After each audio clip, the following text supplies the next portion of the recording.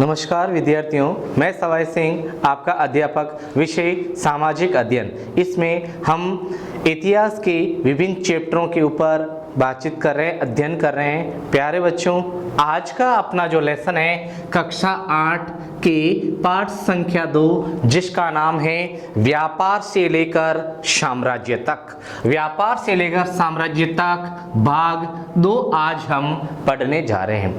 प्यारे साथियों, विद्यार्थियों, हमने अपने प्रीवियस वीडियो के अंदर जो पाठ पढ़ा था जिसका टाइटल व्यापार से साम्राज्य तक पार्ट 1, इसमें हमने मुगलों का पतन है, साथ ही ब्रिटिश हुकूमत का जो भारत के अंदर उदय है, साथ ही यूरोपियन जो व्यापारिक कंपनियों का जो आगमन, जिसमें पुर्तगाली है, डच है, फ्रांसीसी है, डेनमार्की है, साथ ही ब्रिटिश है, इनके आगमन, इनके अलावा व्यापारिक वस्तुएं, ईस्ट इंडिया कंपनी का प्रभाव, बंगाल क्षेत्र के अंदर पराभव उनका, साथ ही 2 से 3 युद्ध पड़े थे, जिनमें प्लासी का युद्ध है, बक्सर का युद्ध। ऐसे इंपॉर्टेंट युद्धों के बाद में हमने एक व्यक्तित्व की ऐतिहासिक जानकारी ली जिसका नाम रॉबर्ट क्लाइव।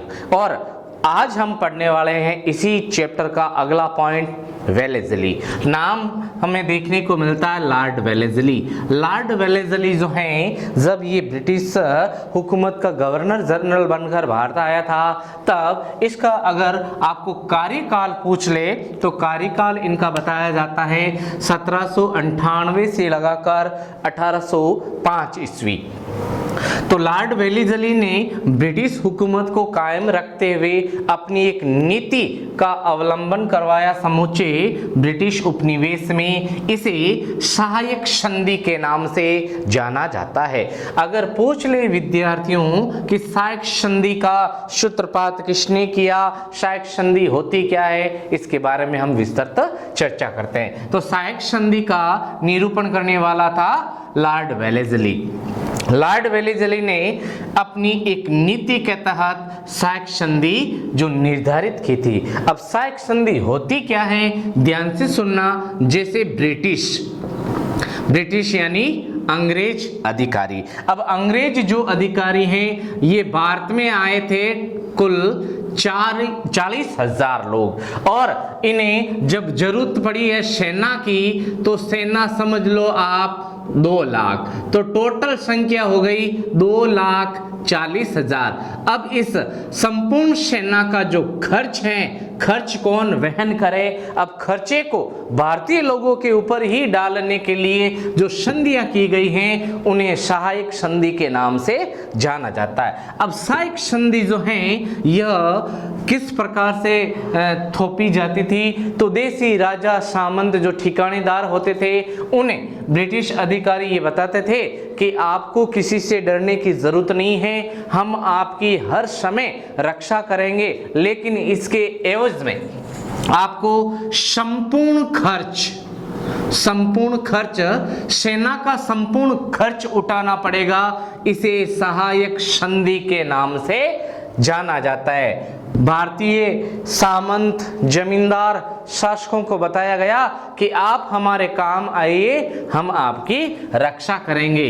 अगर पूछ ले कि सहायक संधि जो है, सर्वप्रथम ये सहायक संधि का निर्धारण करने वाले कौन से गवर्नर जनरल बताए जाते हैं, तो नाम लॉर्ड वेलेज़ली। तो ये सहायक संधि की डिटेल हमने पढ़ ली है। सहायक संधि के बाद में अगला जो पॉइंट हमें इस पाठ के दरमियान पढ़ने को मिलता है, वो है शेर-ए-मैसूर टीपू सुल्तान के बारे में। टीपू सुल्तान प्रसिद्ध योद्धा रहा है। मैसूर यानी कर्नाटक का, कहाँ का? कर्नाटक का। तो टीपू सुल्तान का कार्यकाल ये 1782 से लगाकर 1799 ईस्वी तक मैसूर का सुल्तान बना रहा। मैसूर पड़ता है कर्नाटक में, और टीपू सुल्तान की जो उपाधि हमें देखने को मिलती है वो है आपके मैसूर का शेर-ए-मैसूर। निहत्थे शेर के हत्या करने या मारने के कारण इन्हें जो उपाधि से नवाजा गया, इसे शेर ए मैसूर के नाम से जाना जाता है। टीपू सुल्तान जो हैं यह तलवारबाजी के अंदर निपुण बताए जाते हैं। और अगर पूछ ले कि टीपू सुल्तान की जो तलवार है यह किस से बनी थी, तो टीपू सुल्तान की तलवार वुड्स स्टील से बनी थी। और इतिहासकार बताते हैं कि लोहे के कवच के ऊपर भी अगर इस तलवार का वार कर दिया जाए तो उसे भी फाड़ कर रख देती थी टीपू सुल्तान की तलवार। अगर पूछ ले टीपू सुल्तान जो है इनकी राजधानी कौन सी बताई जाती है, तो टीपू सुल्तान की राजधानी श्रीरंगपट्टम या रंगपट्टनम के नाम से इसे जाना जाता है। अब हम बात करते हैं कि ब्रिटिश लोग जो हैं इन्होंने सर्वप्रथम बंगाल क्षेत्र को विजिट किया, व्यापारिक कोठियां स्थापित की, बिहार, बंगाल जो है, उड़ीसा आदि की दीवानी हासिल कर लिए। अब टेढ़ी नजर पड़ी है ब्रिटिश हुकूमत की दक्षिण भारत के ऊपर। किसके ऊपर? दक्षिण भारत। तो थोड़ा सा हम चित्रांकन कर लेते हैं अपने दक्षिण भारत का, चूंकि दक्षिण भारत का जो पश्चिमी इलाका है इसे मालाबार तट के नाम से जाना जाता है। चूंकि हमने प्रीवियस वीडियो के अंदर पढ़ा कि व्यापारिक कंपनियां जिनमें पुर्तगाली है, डच है, डच के साथ में फ्रांसीसी है, फ्रांसीसी के साथ में डेनमार्की।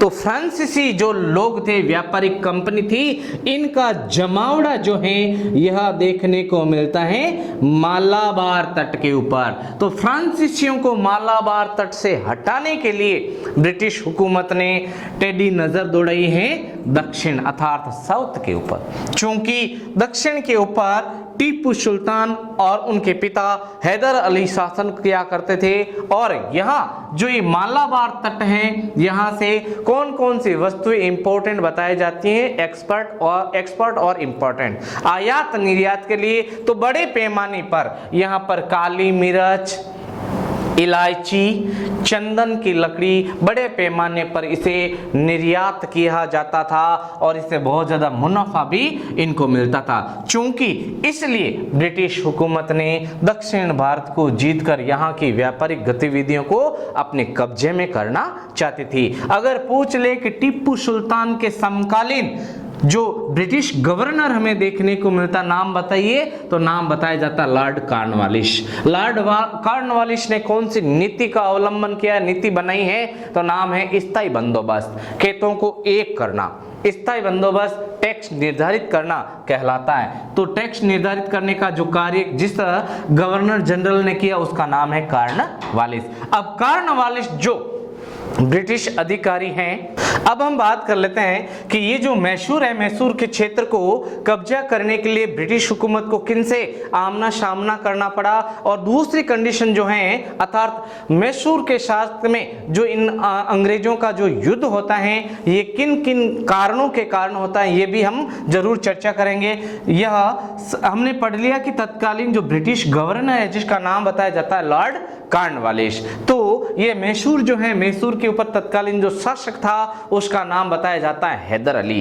हैदर अली के नियमावली, व्यापार और जो भी नियम बनाए गए थे अपनी जनता के ऊपर शासन देते हुए, शासक रहते हुए बहुत ही प्रसिद्ध बताए जाते हैं। तो आंग्ल यानी अंग्रेजों का मैसूर के साथ में जो युद्ध करने का रीजन बताए जाते हैं मोटा मोटी तौर पर, वो कौन कौन से बताए जाते हैं, तो नंबर 1 इससे सवाल पूछे जा सकता है, सुनिए।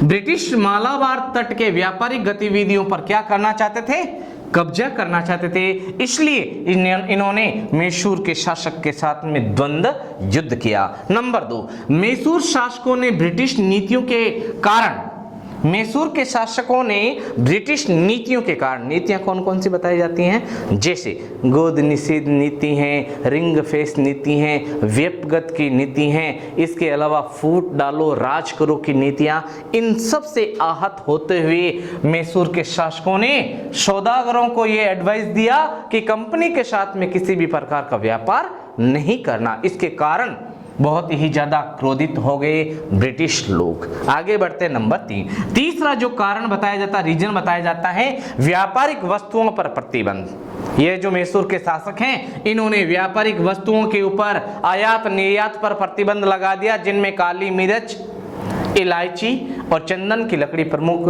वस्तुएं बताई जाती है। और चौथा और अंतिम रीजन बताया जाता है टीपू सुल्तान। टीपू सुल्तान जो है इनके मैत्री संबंध होना फ्रांसीसियों के साथ में, किसके साथ में? फ्रांसीसियों के साथ में मैत्री संबंध होना, यह एक रीजन बताया जाता है। टीपू सुल्तान ने फ्रांसीसियों के साथ में मिलकर एक मजबूत सेना का निर्माण किया था। ये 4 कंडीशन बताए जाते हैं अंग्रेजों के मैसूर के शासकों के साथ में युद्ध करने के। तो अब हम बात कर लेते हैं कि अंग्रेजों के द्वारा मैसूर को जीतने, फतेह करने या व्यापारिक गतिविधियों को कब्जा करने के लिए जो 4 प्रसिद्ध युद्ध लड़े वो कौन कौन से बताए जाते हैं। तो सबसे पहला जो युद्ध हमें देखने को मिलता है वो है आंग्ल मैसूर युद्ध। पहला युद्ध जो लड़ा गया 1767 ईस्वी से लगाकर 69 ईस्वी तक। ये जो युद्ध लड़ा गया था ब्रिटिश हुकूमत और हैदर अली के बीच में यह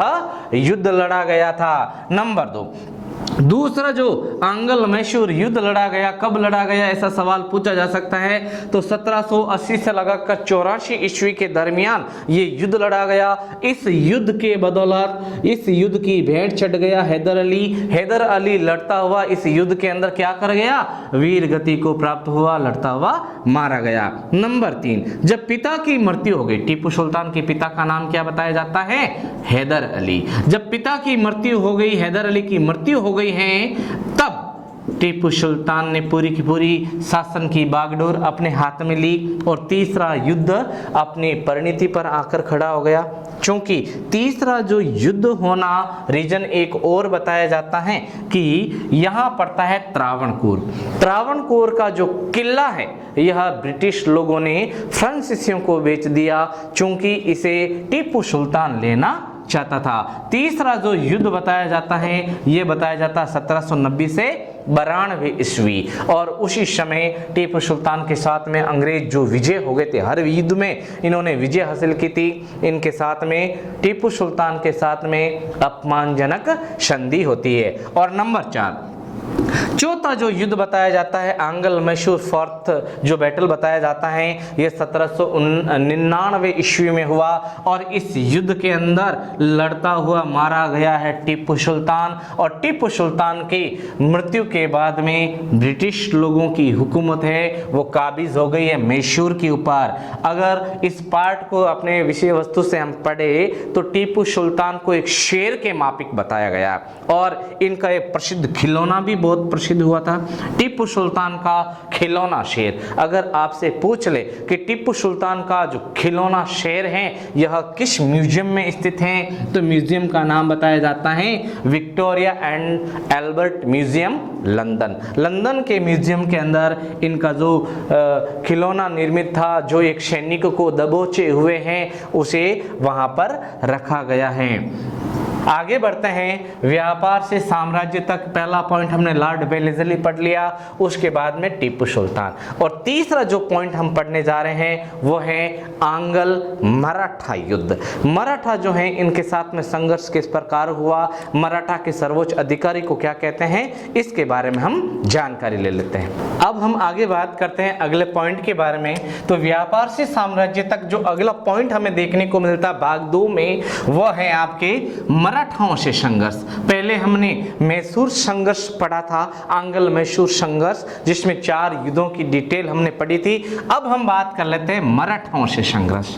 मराठा जो है एक निर्णायक युद्ध की भेंट चढ़ गए, हार गए, जिसके कारण मराठा जो संपूर्ण शक्ति है वो घुटनों पर आ गई थी। अब ब्रिटिश लोगों के द्वारा मराठाओं को पराजित करने का एक औचित्य बताया जाता कि अगर दक्षिण भारत को जीतना है तो सर्वप्रथम मराठाओं को जीतना जरूरी है। तो मराठा और अंग्रेजों के बीच में जो घातक युद्ध हुआ है इसे पानीपत तृतीय के नाम से जाना जाता है। पानीपत तृतीय युद्ध कब हुआ, तो पानीपत तृतीय जो युद्ध है यह आपके 1761 ईस्वी के अंदर हुआ, जिसमें ब्रिटिश लोगों की निर्णायक विजय हुई थी। क्योंकि ये जो युद्ध पद्धति है इसमें मराठा पुरानी युद्ध पद्धति से लड़ रहे थे। मराठा जो है इनमें आपसी जो समन्वय है तालमेल जो है इनमें कमी देखी गई, जिसके कारण ब्रिटिश हुकूमत ने अपनी तेज तर्रार तोपों के बदौलत इस युद्ध को जीत लिया।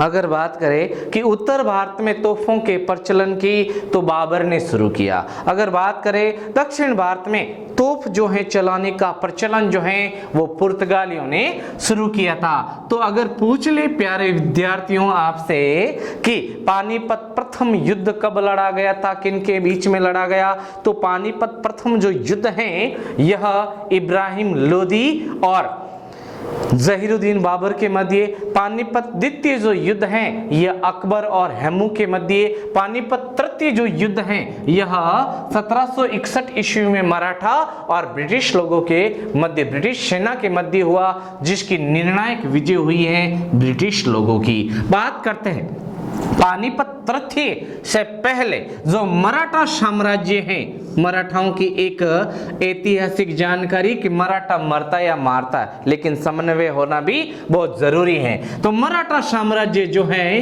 विभिन्न वंशों में बंटा हुआ था। ये पूरे की पूरे वंश मिलकर अपना एक सर्वोच्च पद चुनते थे, जिन्हें पेशवा कहा जाता है। तो इन वंशों में मराठा साम्राज्य के सिंधिया, होलकर, गायकवाड़ और भोसले प्रमुख रूप से वंश बताए जाते हैं मराठा साम्राज्य के।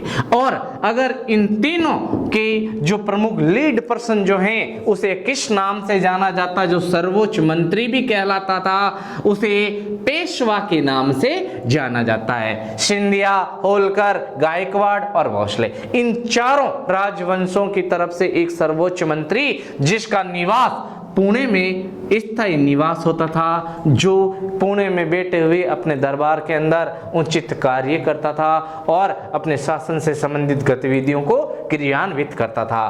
तो सर्वोच्च पद हो गया पेशवा। अगर साथियों पूछ ले आपसे कि मराठाओं में सबसे वीर योद्धा या पेशवा कौन कौन हुए, तो मराठाओं से योद्धा और जो प्रमुख रूप से वीर योद्धा हुए हैं, इनमें महादाजी सिंधिया, नाना साहब फडणवीस और इसके अलावा जो प्रसिद्ध एक व्यक्तित्व हुआ जिसे बाजीराव भल्लाड़ के नाम से जाना जाता है। बाजीराव जो पेशवा बना है, बहुत सारी अटकलों के बाद में बाजीराव पेशवा बना और बाजीराव का जो संघर्षशील युवक जो जीवन बीता है वो मुगलों के खिलाफ था। किसके खिलाफ? मुगलों के खिलाफ। और उसके बाद में ब्रिटिश हुकूमत ने इनके साथ में दगा कर दिया था। बाजीराव भल्लाड़ का उचित जो श्लोक या वाक्य, वीरोचित वाक्य जो कहा जाता है कि चीते की चाल, बाज की नजर और बाजीराव की तलवार पर कभी भी संदेह नहीं करते, कभी भी धोखा दे सकती है। तो तीन प्रमुख रूप से प्रसिद्ध योद्धाओं के बारे में हमने जाना। अब हम बात करते हैं कि इस मराठा साम्राज्य शक्ति को एक एक करके युद्धों में जो असफलता मिली है, इसके कारण मराठाओं के लगातार हाथ के कारण मराठा जो हैं अपनी जो घुटने टेकने पर ये खुद मजबूर हो गए थे। और ऐसी स्थिति में मराठाओं के ऊपर एक घातक अटैक हुआ 1782 ईस्वी में, आंग्ल मराठा युद्ध। इस युद्ध का जो रिजल्ट निकल कर आया है वो मराठाओं के लिए एक जहर के घूंट के बराबर था, जिसे सालबाई की संधि के नाम से जाना जाता है। जो संधि जिस जगह पर होती है उसी के नाम से जानी जाती हैं। जैसे सालबाई की संधि है, श्रीरंगपट्टनम की संधि है, पुरंदर की संधि है। तो संधि भी आपको पूछी जा सकती है। सालबाई की संधि कब हुई? तो 1782 ईस्वी के अंदर। और ये मराठाओं के लिए बहुत ही अपमानजनक संधि थी और मराठाओं की टूटती फूटती बकरती जो शासन पद्धति है, इसका पुरजोर लाभ उठाया है ब्रिटिश लोगों ने और मराठाओं को छिन्न भिन्न कर रख दिया था। ये डिटेल हमने पढ़ी है मराठा और जो ब्रिटिश लोग हैं इनके संघर्ष के बारे में। चूंकि ब्रिटिश लोग हैं जो दक्षिण भारत के अंदर अपना कदम रख चुके हैं, तो दक्षिण भारत के अंदर इनकी लूट खसोट वाली जो नीति है, इस नीति के बदौलत दक्षिण भारत के अंदर ब्रिटिश लोगों का विरोध करने वाली जो कर्नाटक की सासी महिला बताई जाती है, उनकी जो डिटेल हमें देखने को मिलती हैं। तो दक्षिण भारत से ब्रिटिश लोगों का जो विरोध करने वाली बताई जाती हैं वो थी आपके कर्नाटक के एक गांव कित्तूर से, और उसका नाम बताया जाता है रानी चेन्नप्पा। रानी चेन्नप्पा ने ब्रिटिश हुकूमत के खिलाफ हथियार उठा लिए और जगह जगह इनके जहां पर भी इनके जो ठिकाने होते थे वहां पर धावा बोलना शुरू कर दिया। और 1824 ईस्वी में रानी चेन्नप्पा को पकड़ लिया गया और यहीं पर 1830 ईस्वी में रानी चेन्नप्पा को फांसी पर लटका दिया गया। तो प्यारे विद्यार्थियों, हमने कक्षा 8 के पाठ संख्या 2 के टाइटल व्यापार से साम्राज्य तक भाग 2, जिसमें हमने आंग्ल मैसूर युद्ध, लॉर्ड वेलेस्ली की साइक संधि और आंग्ल मराठा संघर्ष, साथ ही रानी चेन्नप्पा की जो डिटेल है वो पढ़ी है। और मैं आपसे आग्रह करना चाहता हूं कि आप अगर एनवीरा ऑनलाइन स्कूल पर नए हैं तो प्लीज़ आप इस चैनल को सब्सक्राइब कीजिए, शेयर कीजिए, कमेंट्स कीजिए। धन्यवाद।